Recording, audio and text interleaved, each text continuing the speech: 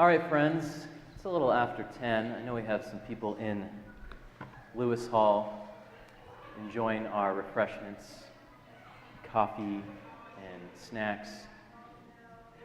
We generally want to refrain from bringing those refreshments into the nave, so thank you for respecting that rule. Welcome, Pastor Dan Price, a scholar of Karl Barth, who is considered maybe the greatest Protestant theologian of the 20th century, whose feast day is December 10th, the same day as the feast day of the greatest Roman Catholic author of the 20th century. They both died in the same year, December 10th. I believe it's the same year, same date, December 10th, 1968, Thomas Merton and Karl Barth. So they share a feast day on the Episcopal Church calendar of saints and commemorations. So I want to begin with a collect prayer from our Episcopal Church calendar of saints and commemorations, collect for Thomas Merton. The Lord be with you. Let us pray.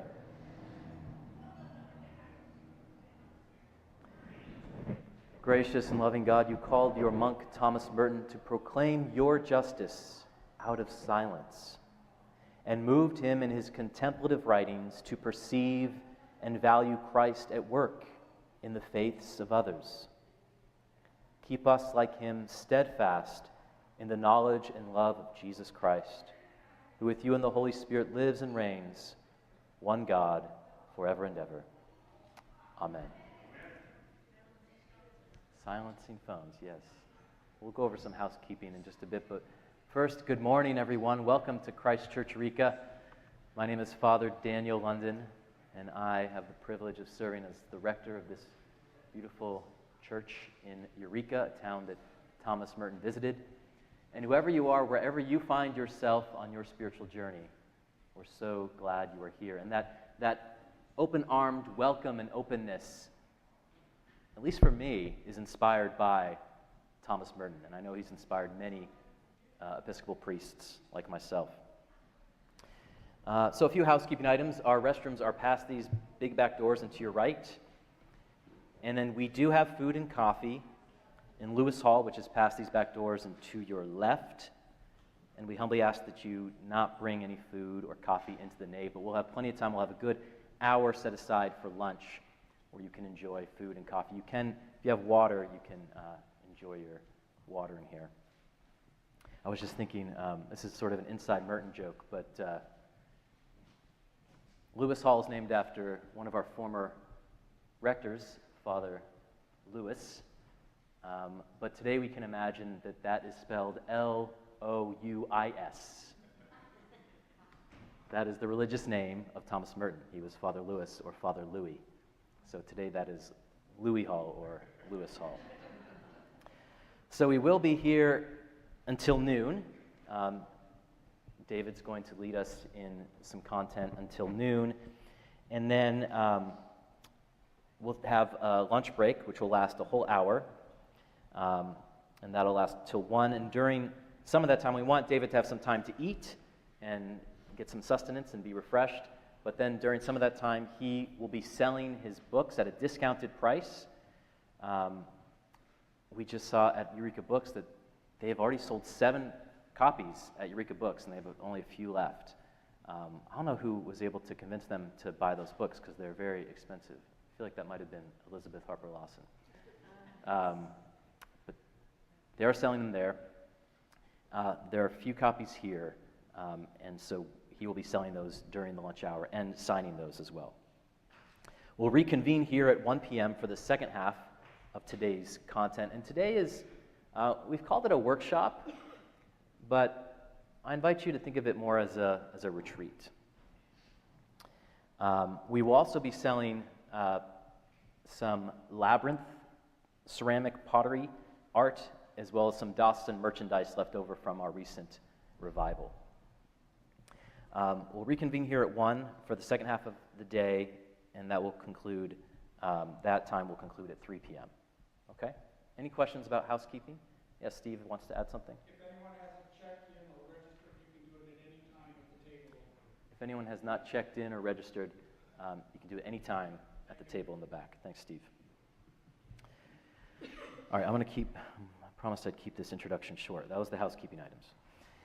I have been waiting for this day, eagerly anticipating this day, since the summer of 2021 when David Odorisio visited. He joined us for a sacred sanctuary and first told me that Thomas Merton's last U.S. talks were delivered right here in Humboldt County. I knew he had been here in Humboldt County. I didn't know these were the last U.S. talks he gave. And they had never been published. And that Dave, through his connection with Sister Kathy DeVico, was now planning to get them published. And the fact that Thomas Merton and Humboldt County overlap in this way feels deeply affirming to me in my spiritual journey, since Merton has been a spiritual guide for me ever since I was a young teenager struggling with insomnia and trying to learn Christian meditation. And as I was trying to learn Christian meditation as a way to help me go to sleep and quiet my mind, my father, Bob London, gave me a Xerox copy of New Seeds of Contemplation. And as a young teen, I felt like these words were speaking to depths within me that I didn't know were there, and feeding hungers that I didn't know I had. And I don't think I'd be exaggerating if I said that I would not remain a Christian, I would not be a Christian, let alone an Episcopal priest, if it were not for the writings of Thomas Merton. Thomas Merton has helped me sink my spiritual roots deep into the rich soil of the contemplative and mystical traditions of Christianity, so deep that they have allowed me to also spread out like branches of a tree and be open, radically open, to the wisdom of other faith traditions. And I was just rereading Thomas Merton in California, and he talks about contemplatives are like trees. They clear and clean the air at night. It's a theme that often comes up in his writings, this emphasis on trees, which is something that often comes up in my sermons. Merton's openness to other faith traditions comes through powerfully in the Redwoods conferences and letters, which we will learn about today from my favorite of many Thomas Merton scholars, David Odorisio, who earned his master's in theology from St. John's University in Collegeville, Minnesota, and his PhD in East-West psychology from California Institute of Integral Studies in San Francisco, and who now serves on the faculty at Pacifica Graduate Institute in Santa Barbara. I know a handful of people who have been part of the Christ Church Eureka community who have studied there, who are taking classes there, have taken classes there. Catherine is taking a class there right now, but missed the first day to be with us right now. David has published articles in the Merton Annual, and this is the latest one that he published. And it's a very intriguing title that came out of his study of Merton in California. It's called Not Drugs But Night, Thomas Merton on LSD and the Psychology of Religious Experience. He actually wrote a lot about psychedelia. Thomas Merton Annual, Merton Seasonal, and in this lovely volume titled We Are Already One, which includes not only a poetic description of his introduction to Merton, who he discovered when he was in college and studying Buddhism, and he talks about Merton as a living voice that haunts him, and he also, in a very short chapter, page and a half, he also talks about his first visit to the Lost Coast and kind of rediscovering that living voice of Merton. He also edited Merton and Hinduism, the Yoga of the Heart, and of course, Thomas Merton in California, Redwood Conferences and Letters. Let us give a warm Humboldt County welcome to Dr. David Odorisio.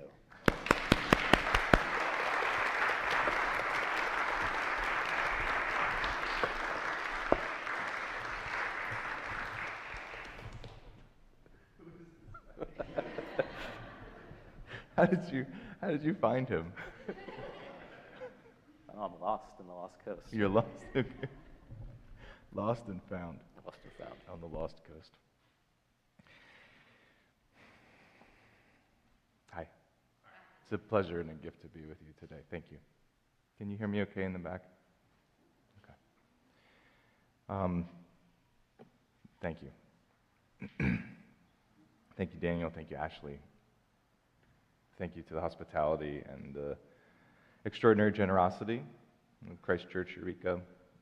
It's my third time visiting here, I think since Daniel's been the rector, and I just love coming back. It's such a warm and welcoming community and space and beautiful part of the world, and I'm always happy to be here, so thank you. And this is so absolutely wonderful turnout, so I'm thrilled to be able to spend this part of the day with you to really dive deep into this material and hopefully bring some of it to life for us. Not just in a informational way, but I hope in a deeply prayerful and meaningful and contemplative way. I basically want to spend the day at prayer together, and I hope that that's the experience that you have, and that's certainly my intention. Okay. I also want to thank Sister Kathy DeVico and the Redwoods Monastery community. None of this work would have happened or been possible without their faith and their trust that they placed in me, almost, I would say, blindly in allowing me to undertake this work. So I'm very grateful to them as well. And what else? I want to thank David Shapey, who's here, for this extraordinary icon that was recently written and completed, and this could have been the cover of the book. But I'm very grateful to be able to have this image with us today. Yay, Dave. Yay, Dave. Yeah, so let's begin with a prayer and a moment of silence. Let us remember that we are in the holy presence of God.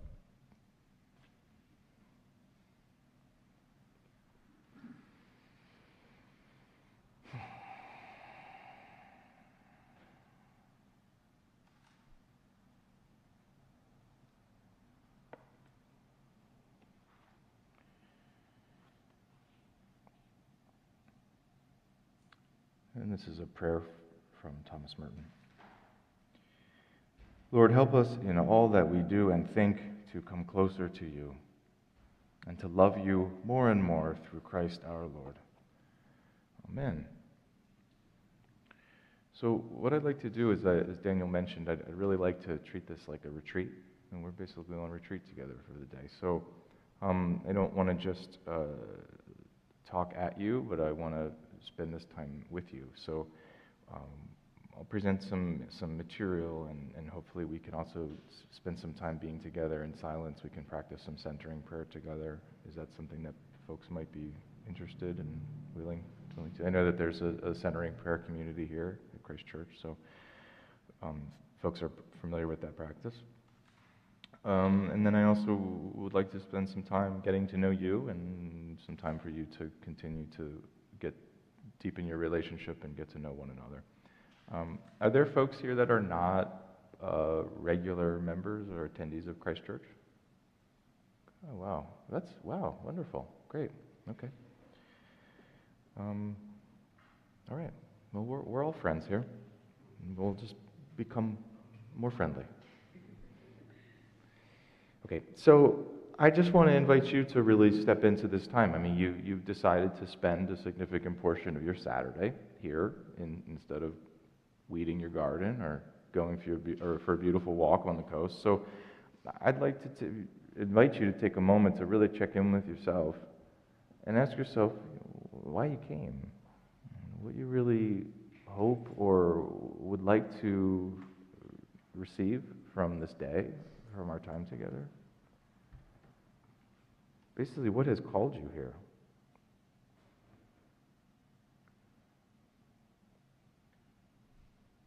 I imagine many of you have spent much of your lives giving and being in service to others, and probably still do. So what are your needs today? What do you hope to receive from this prayerful and contemplative time together?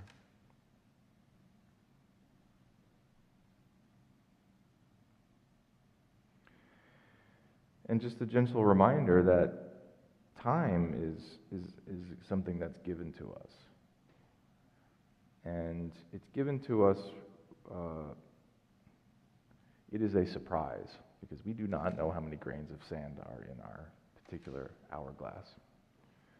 So time is a gift to us that's given to us for our enjoyment.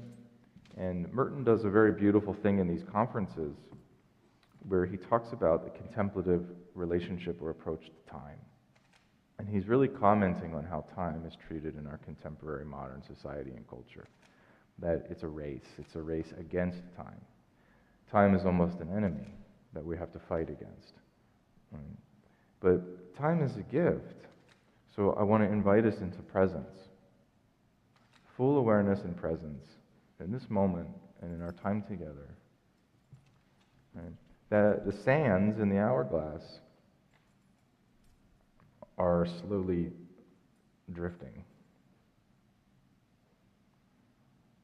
And each moment is a time for us to really sink into this unique and very special gift that is our lives. It is our lives.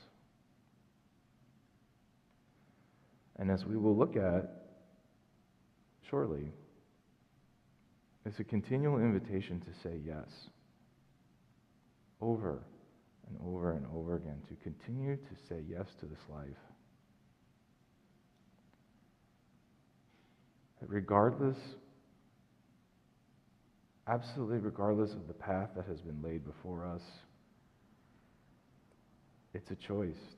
Every day is a choice that we continue to show up, to say yes to be here, to say yes to life.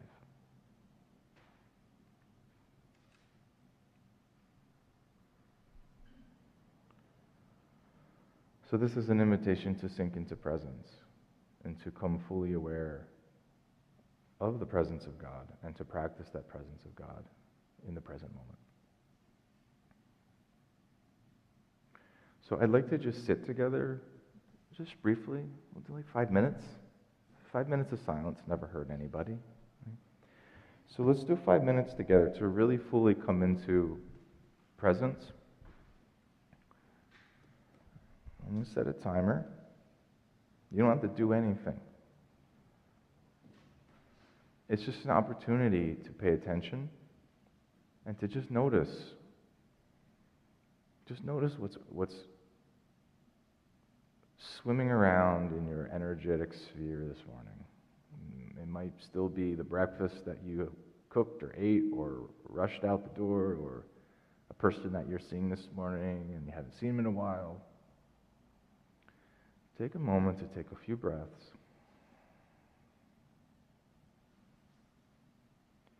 And pay attention to what the quality or the kind of consciousness is that you're carrying with you this morning.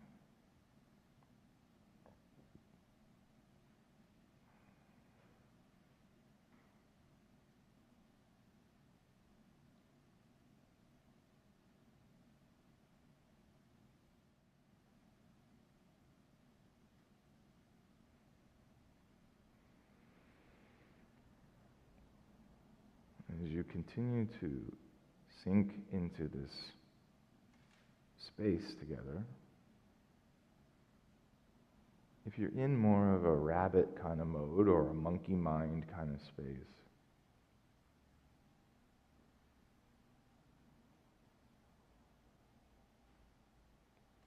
use the breath, return to the breath. See if you can shift into a different kind of consciousness.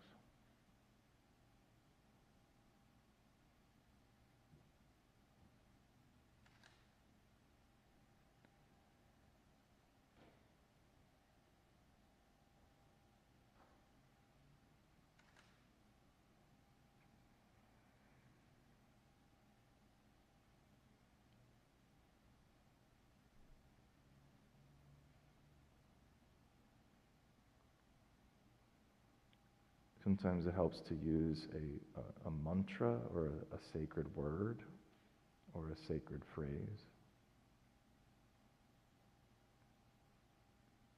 Maybe it's spirit.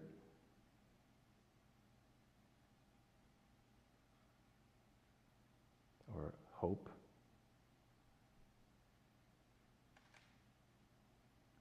Or love.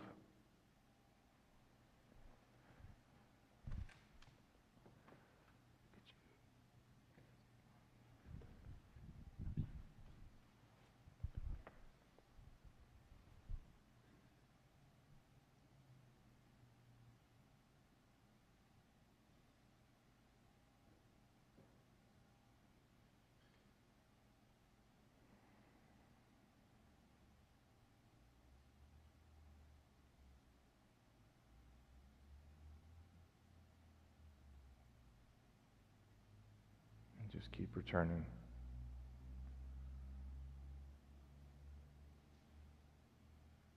Keep returning to our sacred word. Keep returning to the breath.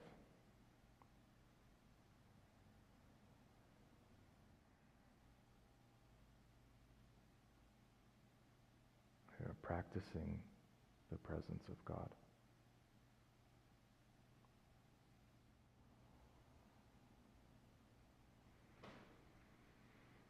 And let's take 3 deep connecting breaths together. So inhale together. And exhale.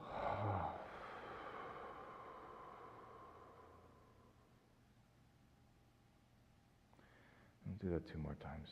Inhale together.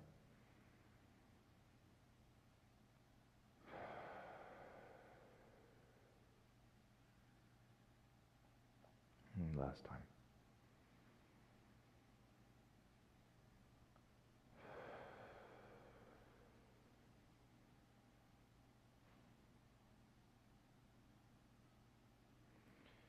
And bring a little wiggle into your fingers and toes and starting to bring sensation back into your body.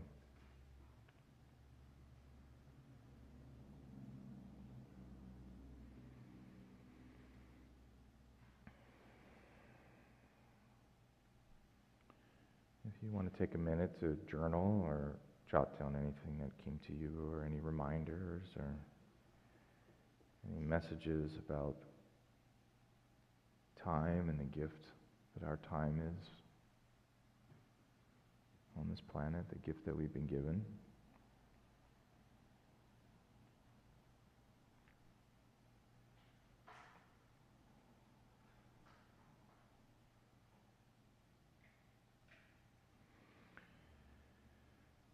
And if it feels right, just take a minute to look around you. There's lots of folks who don't know one another or just meeting for the first time. So just take a look. If you don't know the person next to you or behind you, just give them a little nod. This is going to be a very contemplative sign of peace. Yeah, wonderful. How many people here are familiar with the life and or writings of Thomas Merton? Okay. How many folks here could use a somewhat quick refresher on Merton's basic bio and life and writings? Okay, it's like almost the same people. Great, so that's what we're going to do. We have a lot of time here, which is lovely. I had a dream 2 nights ago that nobody came back for the afternoon session. So now that I've got that out of the way, we'll see what happens. But basically what we're going to do today is this morning session, so up until noon, we're going to focus on a little bit of bio, life and writings, and then we're going to focus on the May conferences. So the book is divided mostly between the May material from 1968 and then the October material, which is also from 1968, okay? So May will be in the morning, and the October material on prayer we'll do after lunch in the afternoon. And then Daniel and I are going to, and we'll have some Q&A and discussion, and then Father Daniel and I are going to have like kind of a dialogue kind of conversation, which will probably be him talking a lot. Just kidding. Come on. He told me that was going to be a brief and short introduction. That was neither. But I did like the show and tell. That was very impressive.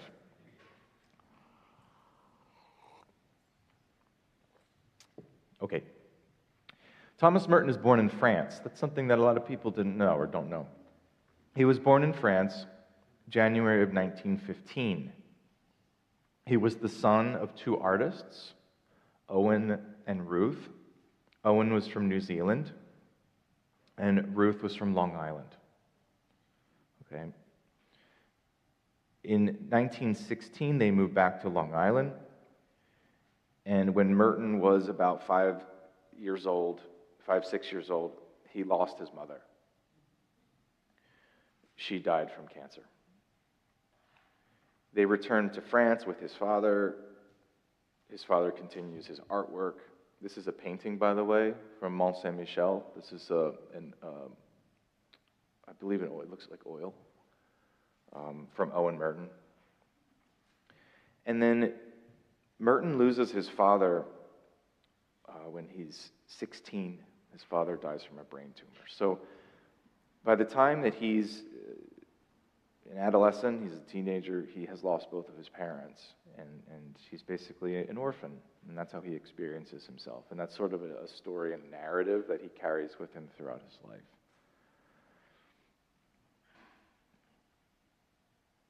He received a scholarship to Cambridge.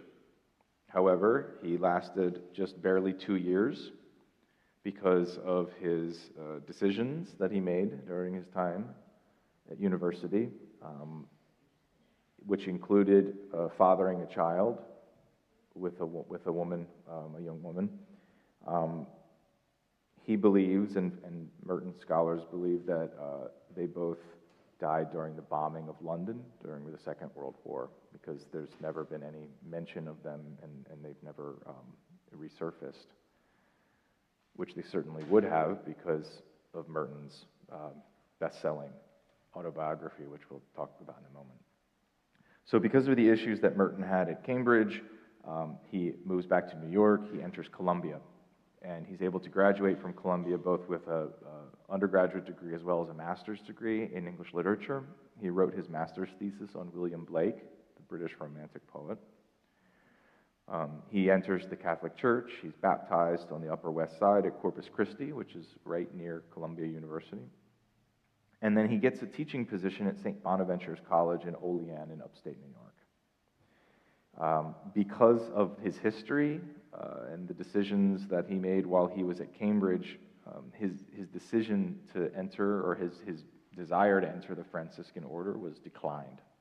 So here he is again, for the second time in his life, experiencing some sort of vocational rejection. Right? First being kicked out of college, and now not being allowed to enter the Franciscans because of some of his choices. Right? So he doesn't know what to do. He just gets this. He thinks he's just going to sort of live this kind of quasi-religious monastic life as a professor at St. Bonaventure until this fateful Holy Week of 1941, when he makes a retreat to the Trappist Monastery at Our Lady of Gethsemane, about an hour south of Louisville, Kentucky. And it is during that time that Merton has an extraordinary, what we could call a sort of a falling in love experience with Gethsemane and with the monastic life, that he would later reflect regarding the monastery, that this is the center of America. I had wondered what was holding the country together and what has been keeping the universe from cracking in pieces and falling apart. It is places like this monastery. This is the only real city in America. It is an axle around which the whole country blindly turns and knows nothing about it. Okay, so this is very much there's definitely a certain eros. There's also a certain amount of obviously spiritual passion and first fervor, but also a certain amount of projection and naivete. If we remember his childhood and losing his parents at a very early age, he basically becomes this orphan international wanderer. And when he first discovers the monastery, I think for him, it's an experience of home. That something at the inner level connects with something externally in the world for probably the first time in his life, when he actually feels like he can land somewhere and have a sense of psychological containment and a promise or an offer of potential wholeness. So he finally lands in a place. So we can actually read this metaphorically, or almost like psychobiographically, that Merton's not really talking about this geographic specific building in rural Kentucky. He's actually really speaking from the place of his own psyche, and Gethsemane becomes the metaphor for his own soul. It's himself that he's seeking in the monastery. He talks about it in lots of very impassioned, often sort of pious prose and language, but it's really the search for self. It's a practice of recovery of the parts of him, the parts of himself that have been lost and broken and fragmented and cracked along the way. So I think the monastery for him becomes, in many ways, the labyrinth. You could sort of transpose I know you're all very familiar with the spirituality and the iconography of the labyrinth. The monastery becomes the labyrinth for Merton, where he's constantly traversing this winding path, trying to find some sort of a center. And that center for him is God, but that center for him is also himself. And I think it's also that inner child in him that is just absolutely yearning and longing for some sort of containment, for some sort of love, for some sort of wholeness. Does that make sense? So again, this is just a brief intro. So Merton is ordained. The year before he's ordained, his autobiography, The 7-Story Mountain, is published and becomes an almost immediate bestseller and success. So again, this is someone who enters the monastery with the hope to disappear from the world. And instead, he finds himself right back in the pages of the New York Times, where he thought that he had left Manhattan and was never going to return. So here he finds himself at the center of the publishing world. So by 1959, he's already published 19 books, including several books of poetry. I'm very jealous because Daniel has a very nice collection of Merton's poetry. So these are just a list of some of these books, and these were his earliest and some of his still most successful and most famous. So after The 7-Story Mountain, The Sign of Jonas, which was his journal from this period in the monastery, No Man is an Island, Thoughts in Solitude, and then they just kept pouring off of his typewriter, right? And the works just followed. Now, things change for Merton. 1958 becomes a very pivotal time for him. You have to keep in mind, so at this point, it's 1958, he enters 1941, so this is a significant portion of his life that he's already spent cloistered in a monastery. And cloistered means that you're not really going anywhere. Everything, your whole life is happening in this monastery. Your work, your prayer, your food, everything. You're eating together. You're sleeping together in common dormitories, on straw mattresses. There's very little privacy. You're not speaking. You're communicating with one another in sign language. Okay, this is pre-Vatican II, old world Catholic Trappist monasticism. You're basically a medieval peasant at the service of God. So he's in Louisville. He has some sort of an appointment. I can't remember if it was a medical appointment or otherwise. And he's the downtown area of Louisville in 1958 was probably not that different than walking through Eureka, Old Town or something. So he's in the center of a shopping district. And all of a sudden, and this is what he writes later in his journal, I was overwhelmed with the realization that I loved all these people. That they were mine and I theirs, that we could not be alien to one another even though we were total strangers. It was like waking from a dream of separateness. of self-isolation in a special world of supposed holiness. So something happens to him when he's walking through this downtown shopping district. He's able to see the secret beauty. The secret, this is a theme that's going to come up in the California conferences. The secret beauty of their hearts, where neither sin nor desire nor self-knowledge can reach. The core of their reality, the person that each one is in God's eyes. If only we could see ourselves as we really are.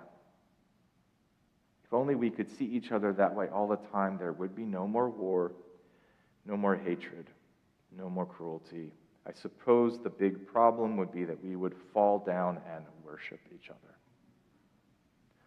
And then the famous line, probably one of the most famous phrases in all of Merton's thousands of pages, there is no way of telling people that they are all walking around shining like the sun. I have no program for this seeing, but the gate of heaven is everywhere. Shining like the sun. Daniel and I were talking about Francis Tissot and the, what is it, biophotons? Or what? We were talking about the rainbow body and in Tibetan Buddhism, and when Moses comes down from the mountain and he's glowing, and the Eastern Orthodox saints who have this radiance around their faces. We are all shining like the sun. But the challenge is that so often, and this is nobody's fault, it's the human condition. When we're busy just walking around, worrying about our shoelaces coming untied as we're walking across the street, or as we're doing the very real tasks of life, we just get caught up in other stuff, and it's easy to think that that's just all we are. And we also live in a time and in a culture that mostly tells us that all we are is just a sort of a physical, material existence, and we just sort of do our thing, and we fill our Amazon shopping carts, and we go to Costco, and then we go to sleep, and we do the whole thing again the next day. And that's life.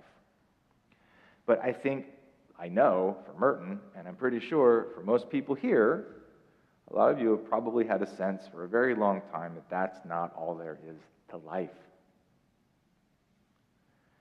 So what we're going to do today is talk about this notion of the secret, who we are in God's eyes, and these different aspects or layers of consciousness, who we are versus who we're told we are, or who we might think we are, but who we actually are, and what we were created to be. If we truly, faithfully believe in and follow the biblical narrative that we were and are made in God's image and likeness. There would be no more war, no more hatred, no more cruelty, no more greed. So maybe we can practice worshiping one another a little bit during our time together today. So we could go on and continue, and we could talk about Merton in a lot of different lives that he lived following 1958. We could talk about Merton the hermit. He goes in, he has permission. They build a hermitage for him on the grounds of the monastery that's completed, and in 1965 he's given permission to live there full time. So we could talk about Merton the hermit. We could talk about Merton, here he is with the Vietnamese Buddhist monk Thich Nhat Hanh. In 1966, we could talk about Merton, the peace and social justice advocate. We could talk about Merton and interfaith relations.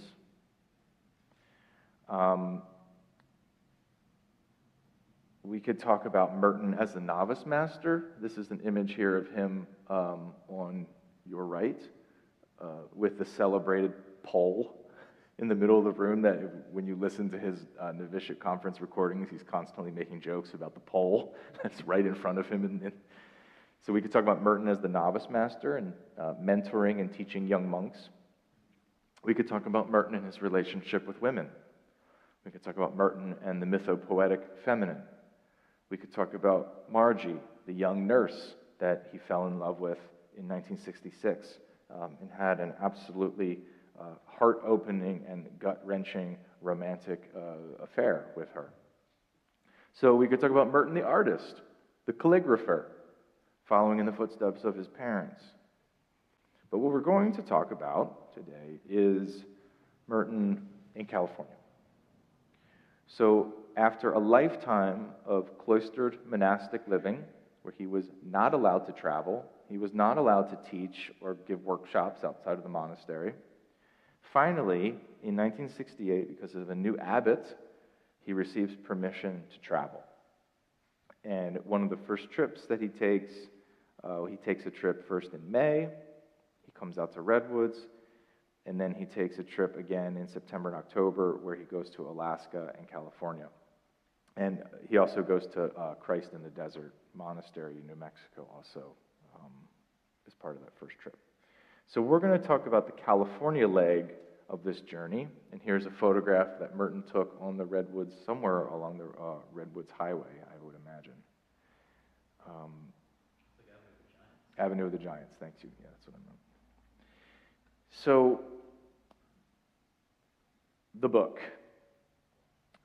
As Daniel mentioned, in 2021, my partner Joanna and I went on a very sort of COVID-esque pilgrimage because we really couldn't travel or go anywhere else. We did a camping trip all the way from Santa Barbara all the way to Eureka and visited friends on the way. So we camped all along the coast.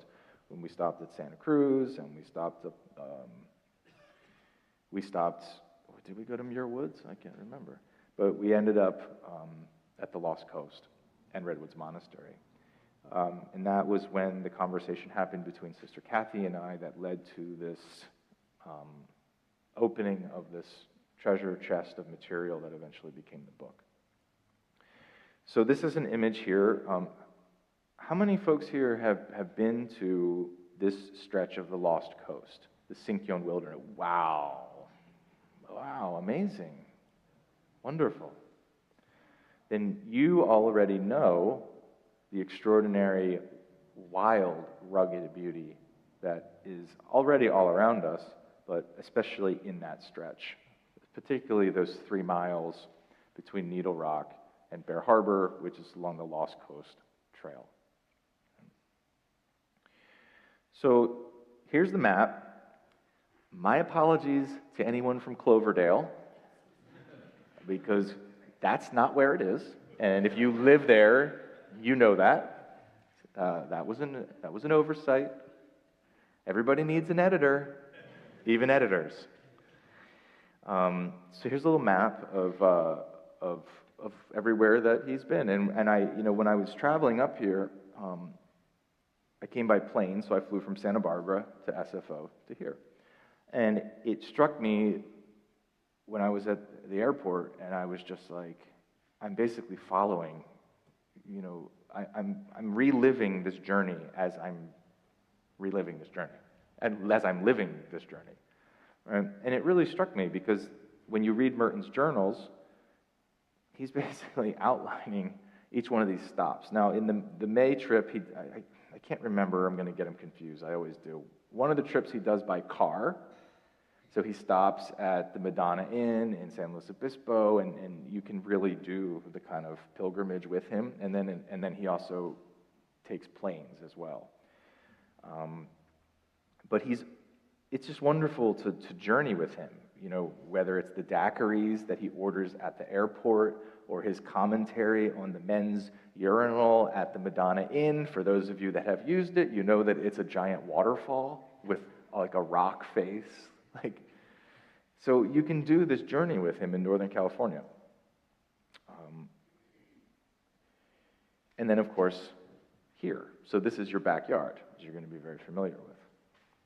Right? One of the stops that Merton makes in San Francisco is the office of City Lights bookstore. So he sleeps on the floor of Ferlinghetti's office, and at some point takes this extraordinary photograph of this typewriter looking right out over, what would that be, Columbus Boulevard? Right. He goes to Cafe Trieste, where I imagine many of you have been, where a young musician told of some visions he had had, good visions. All right, so this is 1968, and he's hanging out in North Beach. All right, he's basically he's only 10 years after Jack Kerouac and Ginsberg and all of those folks were hanging out here. So when he finally arrives, what does he find? He finds what those of you who have lived here for many decades already know, and for those of you that moved here, it's probably what drew you here. It's the land, and it's the landscape. And that's what he falls in love with when he arrives on the Lost Coast. And this is from Merton's journal, writing on location. I am on the Pacific shore, perhaps 50 miles south of Cape Mendocino. Is that a place, Cape Mendocino? Because sometimes he just makes stuff up. Okay. I can't afford to have any more geographic errors with this audience. Okay. Wide open, deserted hillside, frequented only by sheep and swallows, sun and wind. No people for miles. Breakers on the black sand. Crying gulls fly down and land neatly on their own shadows. I'm halfway between Needle Rock and Bear Harbor, 3 miles between them. North toward Shelter Cove, a manufactory of clouds where the wind piles up smoky moisture along the steep flanks of the mountains. Back inland in the Mattole Valley, at the convent, it is probably raining. South, bare twin pyramids. And down at the shore, a point of rock on which there is a silent, immobile convocation of seabirds. Far out at sea, a long, low coastal vessel seems to get nowhere. It hangs in an isolated patch of light, like something in eternity. Are we reading Henry David Thoreau here? As other Merton scholars have said, his nature writing is some of his best. Right? And you can see why. Because it's in this prose where Merton is able to most fully express his spiritual love and hunger for the type of wilderness and solitude that he was hoping to find on California's Lost Coast. He would later write, "The country which is nowhere is the real home. Only it seems that the Pacific shore at Needle Rock is more nowhere than this, and Bear Harbor is more nowhere still." Right? So it was his search for solitude and silence that drew him here.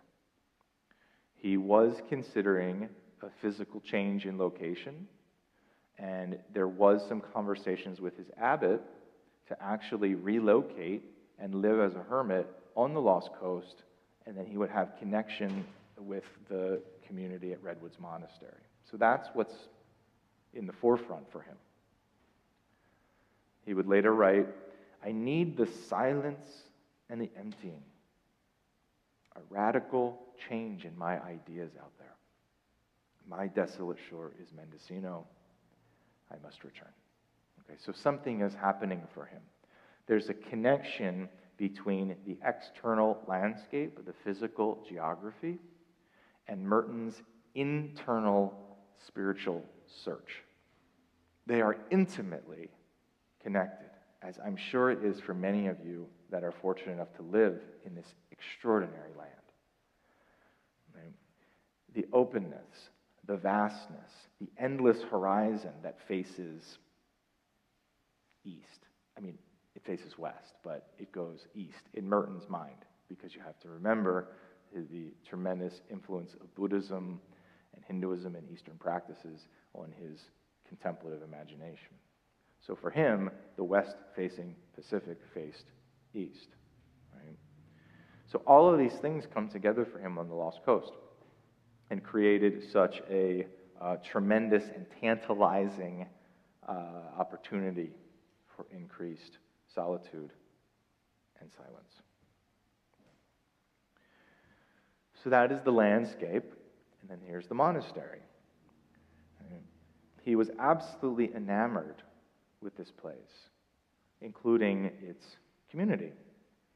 So just very brief history of Redwoods Monastery.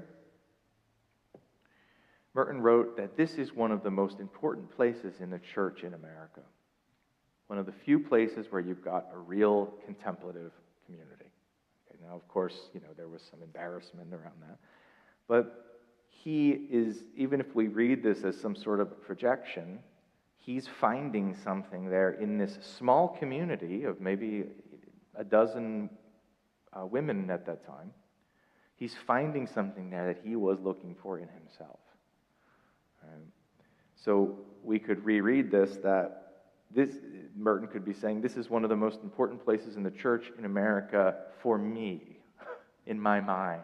There's something that he is imagining or projecting onto this place that, again, captivates his deeper hunger for a more authentic contemplative life.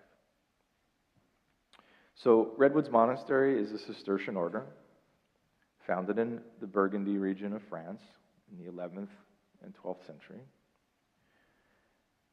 Redwoods Monastery was founded from a community also not quite that old, but I think from the 13th or 14th century, Our Lady of Nazareth in Belgium.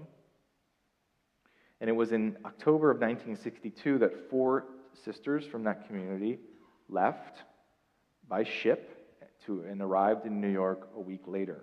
So they were on a ship called the Rotterdam. It took them about a week to travel here. And what they first did was visited Cistercian monasteries around the U.S. And one of those monasteries, of course, that they visit is the Abbey of Gethsemane, where Sister Miriam Dardenne, who was the founding abbess of Redwoods Monastery, where she first meets Merton, and she described him as very shy. He could have been a taxi cab driver. And they start a conversation, they start communicating letter writing, and they enter into correspondence really throughout the next 6 years. They're regularly corresponding by mail until Merton's death in 1968. And Miriam Dardenne and the Redwoods community are some of the last people that he writes a postcard to before he dies in Thailand. So to go back to Redwoods Monastery, they arrive here. They arrive on their property on the Lost Coast on Halloween of 1962. It was a 240-acre site that had been donated to them by an art director named Bob Usher. He heard a voice that he attributed to God, saying that he should donate this land to God, to the church. And through various pathways, that ends up with the Cistercians, and then with this women's community. Here's the interior of the church. For those of you that have been there, know that it is it's an extraordinary example of contemporary modern aesthetics that's very much tied to the original Cistercian intention, to have these types of very, very stripped down, almost Zen-like atmosphere. It's a really incredible modern interpretation of the Cistercian aesthetic. And the other piece that I'll just say is Merton's, one of the things that people comment a lot on about the book is the intimacy and the laughter and the sense of informality and comfort that he has with this community. So he was very, I think part of him was probably very thrilled and felt very comfortable and very happy to be surrounded by a community of women after spending his entire life in a monastery with other men. There's a joy and there's a celebratory sense of just excitement and enthusiasm and energy in the talks.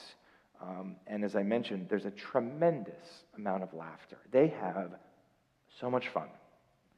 So much fun. Particularly when Merton completely projects his own mother stuff onto them, and they get into this whole conversation about how to clean Venetian blinds, and the community is instructing him on how to dust his blinds the best. I mean, it's just but you can see this man who's basically an adult bachelor, surrounded by this community of women that are like, oh yes, now Father, Father, this is what you need to do, and he's basically I don't even know how to make my bed, and they were just eating it up. I mean, it's very informal, it's very fun, and And you can see the connection and the friendship that he forms with the community. Another interesting discovery, as I was working on this material, there's a Thomas Merton Center at Bellarmine University in Louisville, and that's where the Thomas Merton, his archives are mostly, the majority of his archives are kept. And the director there, Dr. Paul Pearson, shared this newspaper clipping with me from the San Rafael Monitor from 1969, where a woman named Gracie Jones, who happened to be at Redwoods Monastery in May of 1968, she met Merton. She was a mother from San Rafael, and she went on retreat at Redwoods Monastery to help try to find solace or make some sort of sense of the assassination of Dr. Martin Luther King Jr. So her and Merton connect. They spend time on the coast. Apparently his car gets stuck down at that sheep ranch at the bottom of the drive down out to Needle Rock, and he has to push the car out. It's a whole thing. And she ends up writing this newspaper piece about her time with Merton. It's very beautiful, and that's published as an appendix in the book. That's the first time that I think a lot of people are seeing that. And then she also took these photographs, and this one particularly here of Merton I absolutely love. I don't think that this has ever been published. It's not in the book, but I wanted it to be, but no color photographs. So, but you can see the absolute care, and it just seems like this pure radiance and beaming of love that he has. It's a very beautiful photo. I've never seen a photo like that of him. Okay, let me just pause there before I get into the conference material. Are there any questions or comments at this point? We just took a journey through time. I was hoping to get a chance to be able to thank you, particularly what you were just talking about is humor, because I've read as much as I can of Merton, and I've read as much as I can about Merton, and I've also listened to several of his audio lessons that he gave to the novices, and reading your book made me realize something that I hadn't before, and I want to thank you for your careful transcribing, because those parentheses, the parenthetical phrases or mentions of when there were laughter in the conferences made me realize that he was a funny guy, but it doesn't really come across in his writings. I mean, because he takes his spirituality so seriously in his scholarship, but he was a warm and genuine and funny man, and that reading your book and the way you transcribed it carefully made me realize that I'd heard him before, and everybody laughing during his lessons with the novices, and then seeing that they were laughing at the monastery too, made me realize that I hadn't realized it before. So. Thank you. I'm so glad that came through in the transcription.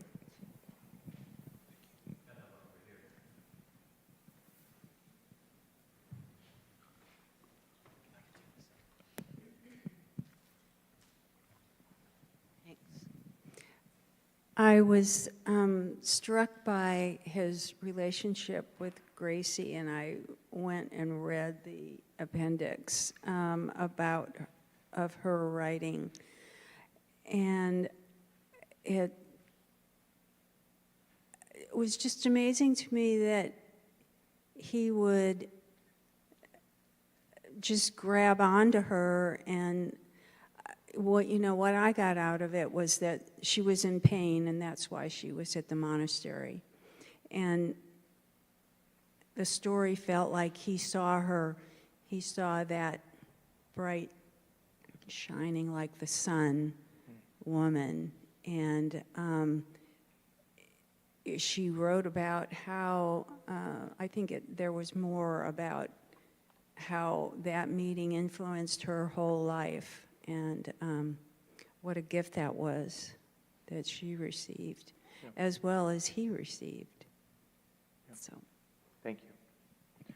Yeah, and many of you may or may not be familiar, but Merton was very involved in his own way in the civil rights movement. I mean, his writings on peace and social justice were very, very focused on civil rights issues, particularly in early and all throughout the 1960s. so he was extremely sympathetic and attempted to be as supportive as he could of that movement while still living as a hermit on the grounds of the monastery. Reflecting on what you said about seeing his mother and the sisters, I was so touched in reading the Gracie Jones article about how he just plucked a single flower and gave it to Gracie on Mother's Day, which was just last week. And that's just like, that's a part of Merton that, again, I don't see coming through so much in his writings, but it's such a simple, kind, loving, warm gesture. Thank you. Is there a question right here? You're going to pass? Okay.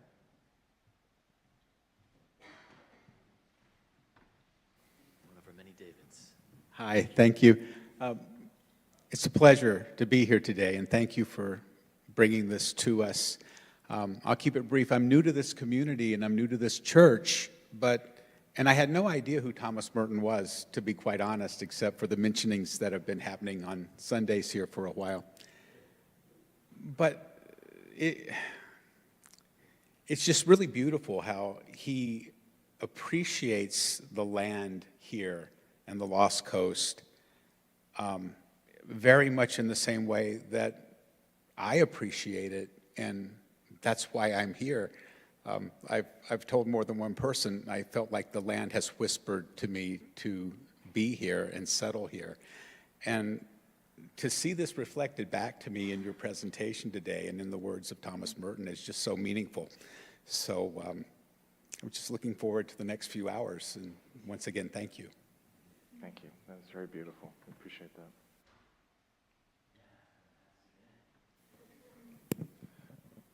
This is going to seem off the wall, but Cape Mendocino is a real place. It's a good surf spot, which I happen to have used a few times. And windsurfing, it's the furthest point west in California. And I have a long-standing debate with a friend in Washington who says there's one place further west in the state of Washington, but I'm pretty sure it's the farthest point west on the entire west coast of the United States. So when you stand there, you're as close to the east as you can get, being in California. So it doesn't get further. I mean, it's so there's some spiritual and geographical and all that stuff kind of merged there. So it makes me love the guy even more. I appreciate that's not off the wall. That was right on the wall. That was, thank you. Cape Mendocino is in Humboldt County, not in Mendocino. That's what's kind of confusing, yeah. Okay. Steve? Thank you for being here. Thank you. It's significant that Gracie was a black woman. Significant to me. I was graduated from high school in 1968, and the country was burning. And in the book, it talks about she originally contacted Mother Miriam, and we don't have any room right now. And then a couple of days later, very quickly, she called back and said no. So she must have went and talked to Thomas Merton and said, do you mind if we add a person? And he said, of course not. And of course, they had this wonderful, wonderful 4 days together. The other thing I was struck by with Merton is what he taught me about the Muslims. What a beautiful, loving, near Christian religion that is as well. So he was such a normal man with his relations to anyone in the world, whatever color you are, whatever religion you came from. He would always listen. Thank you. He changed my life. Thank you. Thank you. That's a good segue. We're going to move into the Sufi material in just a moment. Yes. Good. I'm glad.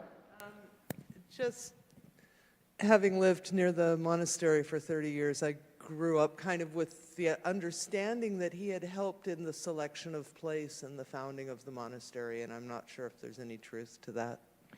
I don't think it was that direct, but he, in his letters to Miriam Dardenne, which are also published in the book, that's why the book is such a good doorstopper. It's a very expensive, weighty doorstopper. In his letters to Miriam Dardenne, he's very, very clear that he wants to help them in whatever way he can. So that looks like him sending books. He sends them books. He has this idea that he could, you know, kind of not use, but he could kind of use Redwoods Monastery as a base of which he could, like, he has this dream that in the future he could come out and like give workshops there, and it could be a base for him on the West Coast, and any money that is earned could go to the monastery. So he was like trying to help them in different ways financially, and also he was letting other communities know about the, what were they doing at the time? I don't know if they were weaving vestments. Yeah, so they were making vestments, so he was trying to like order vestments from them for the monastery. So mostly it was like financial support he was trying to help them out. I don't think he had anything to do, I never came across anything about like the site specific, because that was donated land that I think somehow went through Vina, the Trappist community in Vina. Yeah. But if, on your calendar, he had been out Bear Harbor and Eagle prior to the monastery formation, if I have it. No. No, his first visit was in May of 1968. Yeah. You want to do like a short break? Just like 10 minutes? Okay, let's do that. It's 11:15, so let's do a 10-minute break, and then when we come back, and I'll get into the rest of the material from May.